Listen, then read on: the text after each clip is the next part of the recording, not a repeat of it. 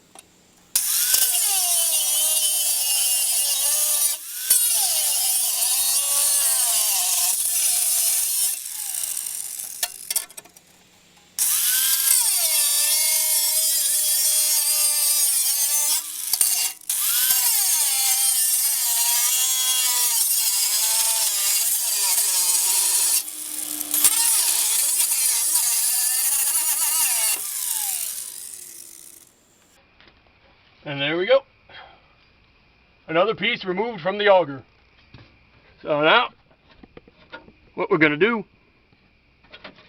is lower the jack and see how she looks.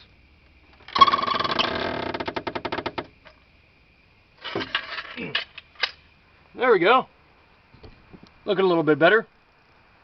I'll take the light, shine it behind so you can see how much clearance we got. You can see there's about a good inch or so underneath. So hopefully that'll help compensate for any issues that I've had, you know, backing up Marduk and stuff. So that'll be all for today because it's getting real dark.